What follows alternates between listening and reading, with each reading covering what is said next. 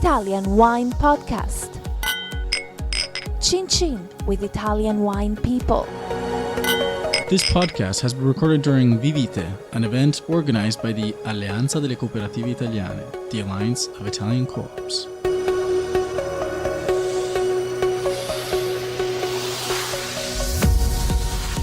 Hello, this is the Italian Wine Podcast. My name is Monty Waldin. Today's guest is Fabio Maccari. Fabio works for the Mezzacorona Cooperative in Trentino in northern Italy. That's right. Welcome, Northeast. Fabio. It's my pleasure. You got a big smile on your face.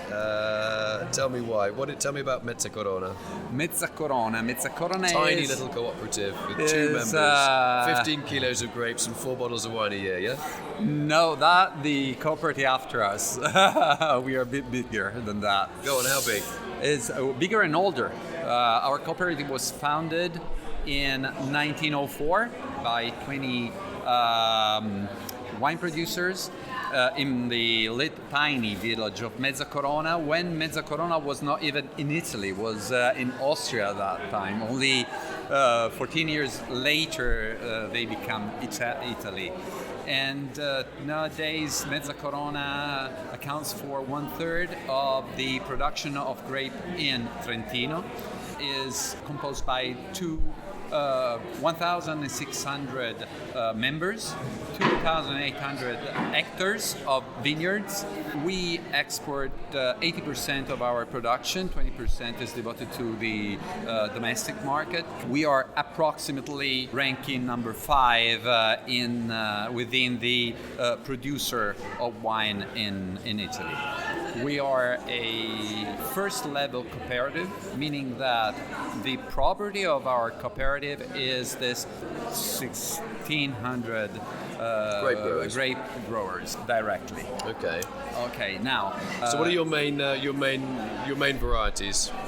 Our cooperative is very much concentrated on the local grapes. We basically produce Trentino varieties, specifically Teroldego from the Rotariana plain. Is that a red or a white grape? It's a red grape. We are one of the iconic producer of Pinot Grigio in the world that we export everywhere. We produce sparkling wine, classic method, Trento DOC, Rotary. So Mezzacorona is still wine from Trentino. Rotary is sparkling Metodo Classico wine from Trentino. So the grape variety for the Metodo Classico is what? The classic Chardonnay and eventually Pinot Noir in case of rosé. Just like a champagne, for example. And what is the main market for the sparkling wine, for the traditional method sparkling wine? Normally, for that, sparkling wine would be Italy, but actually we are the biggest exporter of that kind of wine, of sparkling wine abroad. We are the biggest exporter. We actually export more than we sell in Italy of Rotari. We also own 2 very large vineyards with winery in Sicily, so right opposite of Italy. It's 800 miles away, is it? Very. It's very south. And a boat ride. Yeah, and there we produce also. We have local production, for example, of Grillo, for example, of Nero di Avola, but also of international varieties. So why did you make this link with Sicily? Was it hard to sell Northern Italian grapes? It was just we felt at that time this project goes back to the beginning of the year 2000. And we felt the need of counterbalance the production of Trentino that is mostly whites with production of Sicily that is mostly reds. So what's interesting about your area, it's kind of high altitude, but it is dry and warm. People don't realize how warm your area is. Actually, the wines that we produce in Trentino and in Sicily, they are very different because while Trentino is peculiar of an alpine region, with a very high excursion, high level of minerality, of acidity, etc. In the south, the wines are typical of warmer, hot climates like Sicily, island close to the sea. So very different wines, one single producer. In case of Trentino, is Mezzacorona still wine, Rotari sparkling wine. In case of Sicily, still wine is Feudo Arancio. I mean, your vineyards in Trentino are often on quite difficult sites, steep and small. Yes. So what is the difference in production, roughly, between the north of Italy, Trentino, and, say, in Sicily? Now, consider that in Trentino, you need roughly 600, 700 hours per hectares in hill and around 400, 500 hours per hectares on the plains. And in Sicily? In Sicily, it's 200. Just to give you the difference in terms of use of manpower. But you're getting lower yields in Sicily, though, I guess. We have lower yield, but not very different from the yields that we can get from in Trentino. Okay, what about sustainability? You make a big play about sustainability, particularly in Trentino. Yeah. What does that mean? Is it just greenwash, or is it not greenwash? No, I have to tell you one thing. We are really sustainable in the art. Our company is a first level cooperative. So the attention to our growers is, I would say, first place. So just to tell you one story, in 1980, so almost 40 years ago, we began the first test of what we call sexual confusion, which is a sustainable technique to reduce the population of bad insects, bad for the vineyards, without using pesticides. Exactly. So this is for with pheromones. So basically, we saturate with little emitters of pheromones the atmosphere with the same aroma that emits the female of the insect to attract the male. So the male are sexually confused. Yeah, they cannot localize the female, and they do not reproduce. Men have always been stupid. Don't worry. Yeah, this is the case. Fortunately, we think of one thing. I tell you one thing. Fortunately for them, because we don't have to kill them, is enough to confuse them.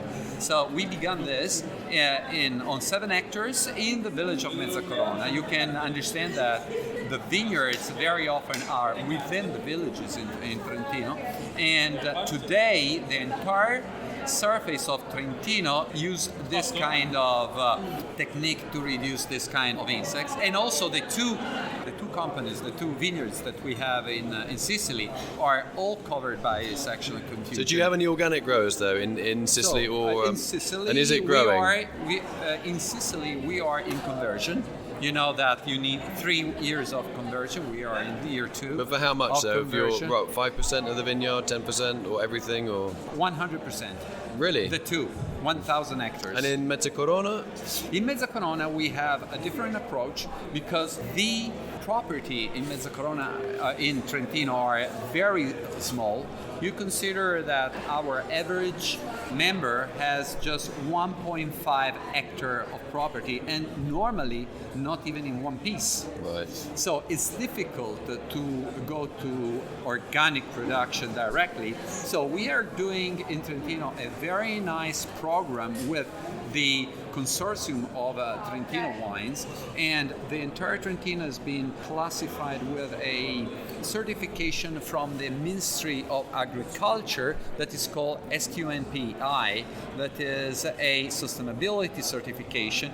There is a process in which the Superior Institute for Health, which is the research center of the Ministry of Health, identifies the products that are potentially dangerous for human health, and we eliminate these products. Now we have this certification. You see, we have this little B on our labels from this year, and this is we produce this leaflet in 3 languages. One is English. Eventually, I will deliver you the one in English, because this is the first year that we go out with this kind of certification. Also, last year we came out with our sustainability balance sheet. Okay, so a way of grading growers on what they're doing or what they're not doing. Well, the sustainability balance follows a standard that is international, GRI. It's followed by 28,000 companies. In Italy, we are the first wine producer that makes this kind of balance sheet, and you can find it collected in this book all the activities that we do on on sustainability. Okay, last question. Your main markets? Our main markets are United States, Italy, Germany, and then we export in 60 countries. Very important and growing are China and Russia, for example. And your most important varietals or types of wine? Let's say then our two most iconic varietals are Teroldego and Pinot Grigio for the international markets. It's interesting to understand that we are delivering our brands and our territory, our vineyards, our sustainability approach a lot via social media.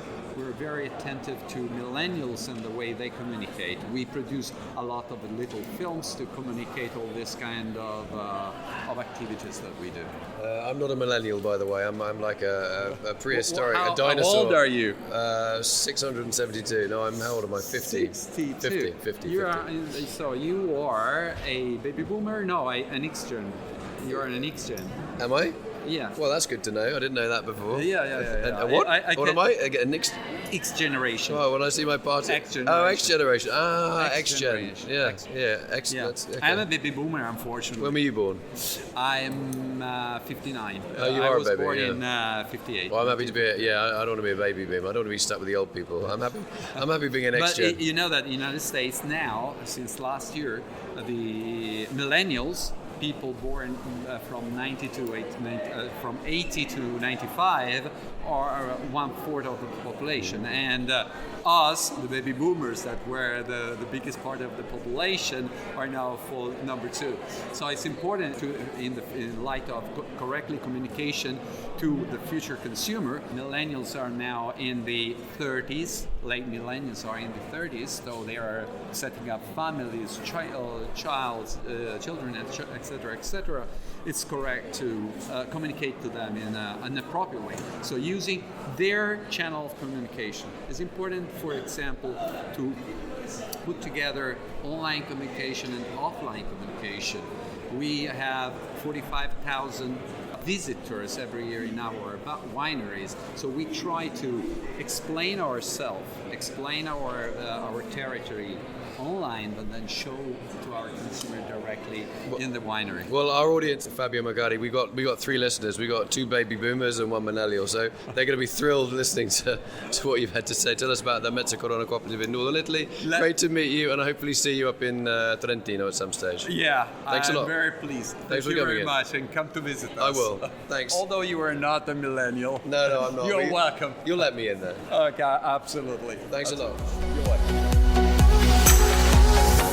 This episode has been brought to you by Vinitaly 2018, taking place in Verona from April 15th to 18th. Vinitaly is the wine exhibition that helps you discover and get to know Italian wine and features over 4,200 wineries. Follow Italian Wine Podcast on Facebook and Instagram.